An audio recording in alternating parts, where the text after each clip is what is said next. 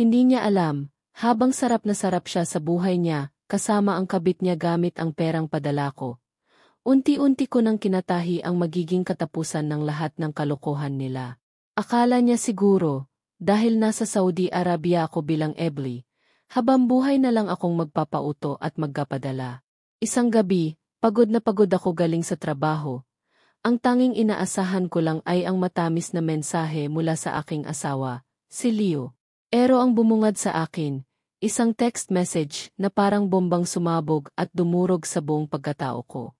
3 salita lang, ayoko na. Sinundan pa ng, makipaghiwalay ka na sa akin. Huwag ka na tumawag. Nabitawan ko ang cellphone ko. Parang biglang huminto ang pag-ikot ng mundo. Ang sakit, parang libu-libong kutsilyo ang sabay-sabay na itinarak sa dibdib ko. Ang lahat ng sakripisyo, ang lahat ng pangarap, para saan? Para lang kapusin sa isang malamig at walang kaluluwang text. Pero sa gitna ng matinding kirot at nag-umapaw na luha, may biglang umusbong na kakaibang apoy sa loob ko. Isang malamig, matigas na determinasyon. Mapait akong napangisi, habang pinupunasan ang mga luhang walang tigil sa pag-agos. Akala niya, ganun lang kadali iyon. Akala niya, dahil nasa malayo ako, wala akong magagawa. Hindi niya alam, matagal na akong may alas na hawa. Hindi niya alam, may itinatago akong plano na sisira sa lahat ng pinagmamalaki niya. Bago pa ang lahat ng ito, bago pa ang pay at paggataksil, ako si Angela. Madalas sabihin ng iba, binyayaan daw ako ng gandang agaw pansin. Mahaba at alon-alon ang buhok kong itim, balingkinitan ang katawan, at may mga matang tila laging may kwento. Pero para sa akin noon, ang gandang ito ay pangalawa lang sa pangarap kong magkaroon ng isang simpleng pamilya at matagumpay na career bilang architect. Pinalaki ako ng mga magulang ko na maging matalino, may diskarte, at higit sa lahat, mapagmahal. Si Leo, nakilala ko sa isang Christmas party ng kumpanya, kung saan ako nagsisimula pa lang bilang junior architect. Gwapo siya, matangkad, magaling manamit, at higit sa lahat, may bibig na kayang bumighani ng kahit sino. Alam mo, Angela, sabi niya noong una kaming magkausap, habang nakatitig sa mga mata ko, parang anghel kang nahulog sa lupa. At ang mga mata mo, parang mga bituin. Corny, pero aminin ko, kinilig ako. Mabilis akong nahulog sa kanyang mga papuri, sa kanyang mga pangako ng walang hanggang pag-ibig. Naging kami, at paglipas ng 1 taon, nagpakasal kami. Simple lang ang aming kasal, sa isang maliit na kapilya. Pero puno ito ng mga pangarap. Pangarap na magkaroon ng sariling bahay, magandang kotse, at 1 dosenang anak. Biro lang, 2 o 3 lang ang gusto ko. Sa simula ng aming pagsasama, si Leo ang perpektong asawa. Napaka-supportive niya sa career ko. Kahit gaano ka pakabusi sa mga plano mo, love, madalas niyang sabihin, ikaw pa rin ang pinakamagandang plano ng buhay ko. Ang mga salitang iyon, para bang musika sa aking pandinig. Alam niya ang mga ambisyon ko, hindi lang para sa aming dalawa, kundi para na rin sa pamilya ko. Madalas niyang purihin ang aking hitsura, lalo na kapag may mga okasyon. Swerteng-swerte talaga ako sa asawa ko, maganda na, matalino pa, ipagmamalaki niya sa mga kaibigan namin. Pero mas kinikilig ako kapag pinupuri niya ang mga disenyo ko, ang dedikasyon ko sa trabaho. Doon ko nararamdaman ang tunay na pagkilala niya sa akin. Ang desisyon na mangibang bansa ay isa sa pinakamabigat na desisyong ginawa namin. Ilang gabing pinagtalunan, pinag-usapan, pinag-iyakan. Mas malaki ang sahod sa Saudi, mas mabilis naming maabot ang aming mga pangarap. Isipin mo, love, sabi ni Leo isang gabi, habang yakap ako, konting tiis lang. Para sa future natin to, hihintayin kita. Ako na ang bahala dito sa Pinas. Ayusin ko ang lahat para pagbalik mo. Reyna ka na lang. Ang mga pangakong iyon, ang mga pangarap na iyon, ang naging baon ko at lakas ng loob. Naalala ko pa ang araw ng flight ko. Ang higpit ng yakap niya sa airport. Parang ayaw na akong bitawan. Ang mga luhang paeho naming pinipigilan. Pero traidor na tumulo pa rin. Mag-iingat ka palagi doon, ha? Tawag ka agad pagdating mo. Video call tayo lagi. Habilin niya, habang marahang hinahaplos ang aking buho. Ang gandang madalas niyang purihin. Naging mas matingkad sa mga sandaling iyon.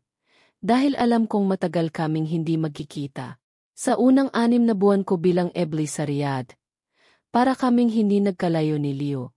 Araw-araw ang tawag, umaga't gabi ang video call. Kinakamusta niya ang bawat detalye ng araw ko, mula sa pagkain ko hanggang sa mga katrabaho ko. Ipinapadala ko halos buong sahod ko sa joint account namin. Nagitira lang ako ng sapa para sa mga pangunahing pangangailangan ko. Buong-buo ang tiwala ko sa kanya na maayos niyang pinamamahalaan ang aming ipon. Naghahanap na ako ng lupa, love, masaya niyang ibinalita isang araw. Malapit na nating masimulan ang dream house natin. Ang puso ko lumulundag sa tuwa. Bawat patak ng pawis ko sa ilalim ng mainit na araw ng disyerto. Bawat oras ng puyat sa harap ng komputer. Sulit na sulit kapag narinig ko ang sigla sa boses niya at ang mga plano niya para sa amin. Akala ko, perpekto ang lahat. Akala ko lang pala. Makalipas ang halos 1 taon, unti-unti kong napansin ang mga pagbabago kay Leo. Ang dating araw-araw na kawag, naging 3 beses na lang sa 1 linggo. Tapos, minsan na lang. Hanggang sa text na lang ang communication namin. Ang mga video call, kuluyan nang nawala.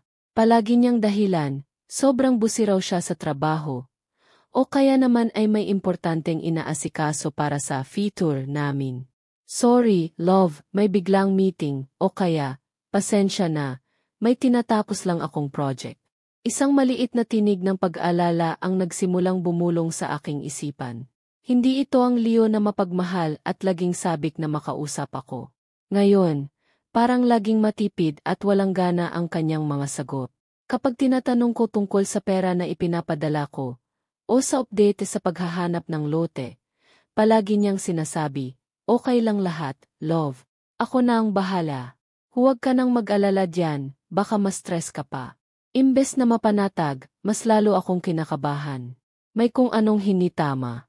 May mga pagkakataon na kapag nagkakataong kumatawag ako, parang may naririnig akong babaeng boses sa background.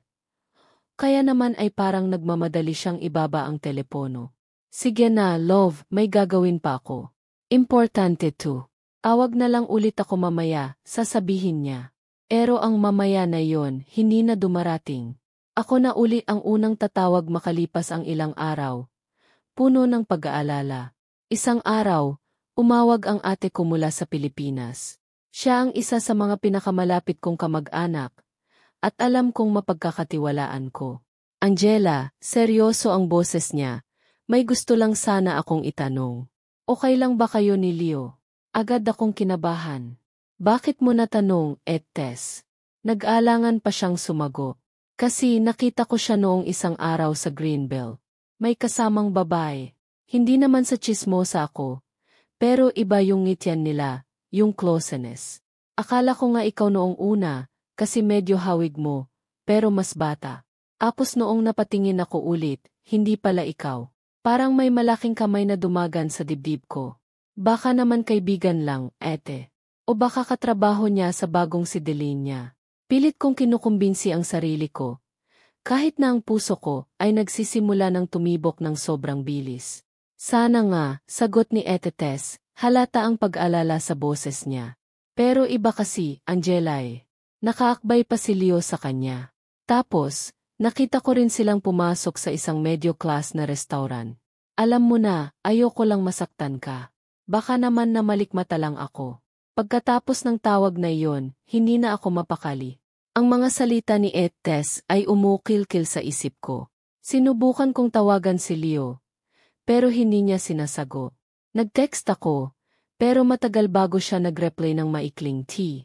Dami work. Ang mga simpleng sagot niya, dati sapat na. Pero ngayon, bawat salita niya ay tila may takip na kasinungalingan. Dito na nagsimulang mabuo ang aking plan B. Ang just in case fund ko. Sa bawat padala ko sa joint account namin, may maliit na porsyento akong palihim na inililipat sa isang hiwalay na bank account na ako lang ang nakakaalam. Isang account na binuksan ko online, walang passbook, para walang ebidensya.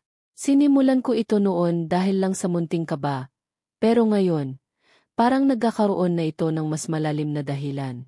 Isang lihim na paghahanda. Ang mga sumunod na buwan ay naging impyerno ng pagdududa, pagkabalisa, at pilit na pagkitiwala. Dumalas ang paghingi ni Leo ng pera. Kesyo may emergency daw sa pamilya niya. Kesyo may kailangang bayaran sa Meralco at tubig na sobrang laki. Kesyo may sure investment, daw kasama ang mga bago niyang business partners, na dobo raw agad ang tubo. Sa bawat padala ko, may tanong sa aking isip, para saan ba talaga ito? Para kanino? Pero dahil umaasa pa rin akong nagkakamali lang ang mga hinala ko, ipinapadala ko pa rin. Mahirap kalabanin ang puso. Pero ang utak ko, nagsimula ng gumana. Dinagdagan ko pa ang porsyento ng perang inililipak ko sa secret account ko. Ang dating 0%, ginawa kong 30%. Tapos 50% ng extra kung kita mula sa mga overtime at maliliit na design projects na tinatanggap ko dito. Ang plano ko noon, para lang may sarili akong hawak na pera. Ngunit ngayon, ang planong iyon ay nagiging sandata. Dumating ang gabi ng text message. Ang text na dumurog sa akin. Pero siyaling gumising sa natutulog kong tapang. Habang umiyak ako, biglang nag-flashback sa isip ko ang lahat. Ang mga hinala, ang mga kasinungalingan, ang mga perang nawala. Ang mga luha ko, dahan-dahang napalitan ng determinasyon. Ang sakit sa dibdib ko, napalitan ng nag-aapoy na gali. Hindi ako papayag na ganito lang. Pinunasan ko ang aking mga luha. Tiningnan ko ang aking refleksyon sa madilim na screen ng cellphone. Ang babaeng nakikita ko ay hinina ang Angela na kaawa-awa. Isang bagong Angela ang isinilang ng gabing iyon. Isang Angela na handang lumaban. Kinabukasan, kahit namamaga pa ang aking mga mata, pumasok ako sa trabaho na may bagong determinasyon. Bawat disenyo, bawat meeting, bawat overtime, inilaan ko para sa aking pagbabalik. Nakipag-ugnayan ako ulit kay Etes. Ete, kailangan ko ng tulong mo. Lahat ng impormasyon tungkol kay Leo at sa babae niya, kailangan ko. Mga litrato, mga address, mga social media account, lahat. Nangako siyang tutulong. Naramdaman niya ang bigat ng aking pinagdadaanan. Sa tulong ng aking secret fund, agad akong nag-hire online ng isang reputable private investigator sa Pilipinas. Mahalang serbisyo, pero kailangan. Gusto kong malaman ang buong katotohanan. Gusto kong magkaroon ng matibay na ebidensya. Gusto kong kapag hinarak ko si Leo, wala siyang lusot. Bawat sahod ko, hinati ko na. Parte para sa iyay, parte para sa secret fund, at kaunting-kaunti na lang ang ipinapadala ko kay Leo, na may kasamang mga tanong na, bakit ang laki na naman ng bill sa kuryente? O, sigurado ka ba sa investment na yan? Para hindi siya maghinala na alam ko na. Ang mga report mula sa iyay ay dumadating linggo-linggo, bawat isa, mas masakit kaysa sa nauna. Si Leo pala at ang babae niya, si Karen, isang mas batang babae na mukhang walang ibang alam kundi magbakite at gumastos, ay hayahay na namumuhay sa perang pinaghihirapan ko. Nakatira sila sa isang kondo, unit na ako ang nagbabayad ng monthly amortization. Ang masahol pa, ang perang ipinapadala ko para sa bayarin sa bahay o pagkain, napupunta pala sa kanilang mga shopping spree, mamahaling dinner dates, at out-of-town trips. May mga litrato pa silang masayang nagtatawanan. Habang ako dito ay halos hindi na makakain sa kaisi. Isang araw, umawag ang iyay. Ma'am Angela, may critical info po kami. Yung ancestral house and lot nyo po sa probinsya na nakapangalan sa inyo bago kayo ikasal. Sinusubukan na pong iproseso ni Sir Leo ang pagbebenta. May peking special power of attorney siyang ginagamit. Doon na umabot sa sukdulan ang galit ko. Ang bahay at lupa na minana ko pa sa lola ko, na punong-puno ng masasayang alaala ng aking kabataan. Balak niyang ibenta, para lang sa pansarili niyang kaligayahan kasama ang babae niya. Hindi na pwede. Nang gabing iyon, nag-book ako ng flight pa uwi. Nag-file ako ng emergency leave. Family emergency, ang sabi ko sa boss ko. Walang nakakaalam ng pag-uwi ko maliban kay Ate Tess at sa iyay. Ito na ang simula ng aking operation, balikwas. Paglapag ko sa NAIA, ibang Angela na ang bumaba ng eroplano. Ang dating Ebly na malamyos magsalita at laging nakangiti, napalitan ng isang babaeng may matigas na ekspresyon, may matalim na tingin, at may aurang hindi mo gugustuhing banggain. Suot ko ang pinakamahal kong business suit. Ang buhok ko ay nakaayos sa isang eleganteng bun, at ang makyup ko, simple pero nagpapatingkad sa gandang sinayang niya. Ito na ang araw ng pagtutuos. Nag-check-in muna ako sa isang 5-star hotel. Ayokong umuwi sa kondo na dinumihan nila. Ayokong makita agad ang mga pagmumukha nila nang hindi ako handa. Nakipag-meeting ako sa abogado na ni-refer sa akin ng iyay. Inilatag namin ang lahat ng ebidensya, mga litrato, video, bank statement, affidavit ng mga testigo, pati na ang peking SCA. Handa na ang lahat. Kinabukasan, linggo ng umaga. Ayon sa surveillance ng iyay, siguradong nasa kondo uni ang dalawa. Malamang ay katatapos lang mag-almusal ng pagkaing binili gamit ang pera ko. Perfect timing. Kasama ko ang aking abogado, si Atty. Diaz, at dalawang malalaking lalaki mula sa security agency. Si Tess, naghihintay sa isang coffee shop malapit sa kondo, para sa moral support. Pagdating namin sa tapat ng kondo unit, huminga ako ng malalim. Pinindot ko ang doorbell. Isang bises. 2. Sa pangatlo, bumukas ang pinto. Si Leo. Nakapambahay lang, halatang bagong gising, magulo ang buho. Ang reaksyon niya nang makita ako. Priceless. Nanlaki ang mga mata niya, namutla at napaatras. Sa likod niya, sumilip si Karen. Nakasuot ng silk robe na alam kong regalo ko, kay Leo noong anniversary namin. Ang kapal. Angela. Halos hindi makapaniwala si Leo, nautal. Anong ginagawa mo dito? Akala ko nasa Saudi ka. Ngumiti ako, isang ngiting kasing lamig ng yelo sa Antarctica. Well, surprise, Leo. Hindi mo man lang ba ako papapasukin sa sarili kong kondo? Idiniin ko ang salitang sarili. Lalong nanlaki ang mga mata niya. Sarili mong kondo. Anong? Hindi ko na siya pinatapos. Marahan akong pumasok, sinundan ni Atty. Diaz at ng dalawang security. Si Karen, na kanina'y parang reyna sa tabi ni Leo, ay biglang namutla at parang gustong magtago sa likod ng kurtina. Good morning, Karen, bati ko sa kanya. Initingnan siya mula ulo hanggang paa na may halong pandidiri. Mukhang komportable ka sa robe na yan. Bagay sa'yo. Mahilig ka yata talaga sa mga bagay na hindi mo pag-aari. Namula si Karen hanggang tenga. Excuse me. Sino ka para? Ako lang naman ang legal na asawa ng lalaking kinakasama mo. Putol ko sa kanya. At may-ari ng kondo na tinitirhan ninyo. At ng perang ginagastos ninyo. Tumingin ako kay Leo. Di ba Leo, mahal? Si Leo parang natauhan. Sumigaw siya, Angela, ano to? Bastusan ba to? Anong karapatan mong guluhin kami dito? Karapatan. Tumawa ako ng mahina pero may diin. Leo, baka nakakalimutan mo na lahat ng tinatamasa ninyo ngayon ay galing sa akin. Itong kondo, inilahad ko ang kamay ko. Binili ko bago pa tayo ikasal. Nakapangalan sa akin. Solo. Gusto mong makita ang titulo. Senyales iyon kay Atty. Diaz para ipakita ang kopya ng titulo. Nakita ko ang pagbagsak ng balikat ni Leo. Ang kaninang tapang niya, biglang naging parang basang sisiw. Hindi yan totoo. Conjugal property natin to. Conjugal. Ngumiti si Atty. Diaz. Mr. Martinez, this property was acquired by Miss Angela before your marriage. It is her exclusive property. At base sa mga ebidensyang hawak namin, mukhang marami kang dapat ipaliwanag tungkol sa mga perang nawala sa joint account ninyo at sa pangkang kagbebenta ng iba pang ari-ayan ni Miss Angela. Inilapag ni Atty. Diaz sa center table ang isang makapal na folder. Mga litrato nila ni Karen na nagliliwaliw, mga resibo ng mamahaling gamit, kopya ng mga bank withdrawal, at ang peking SCA. Alam mo ba, Leo, sabi ko, habang dahan-dahang lumalapit sa kanya, ang bawat hakbang ko ay mabigat. Habang nagpapakasakit ako sa disyerto, initiis ang init, ang pagod, ang lungkot, para lang may maipadala sa inyo.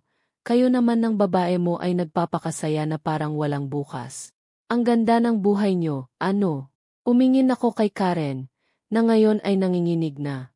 At ikaw, Karen, nabalita ko'y financial analyst daw sa isang maliit na kumpanya. Hindi mo man lang ba naisip kung saan kumukuha ng pera itong si Leo para ibigay sa mga luho mo? O sadyang nagbulag-bulagan ka lang dahil masarap ang libre? Si Karen, namutla na parang kapel. Wala akong alam sa mga sinasabi mo. Sabi niya hiwalay na kayo. Sabi niya mayaman siya. Mayaman nga siya, sarkastiko kong sagot. Mayaman sa kasinungalingan.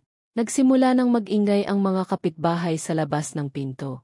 May mga sumisilip na. Amang tama. Gusto ko, marami ang makasaksi sa kanilang kahihiyan.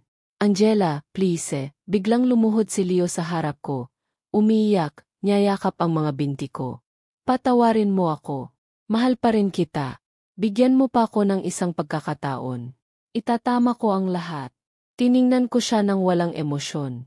Pagkakataon. Ilang beses kitang pinagkatiwalaan, Leo.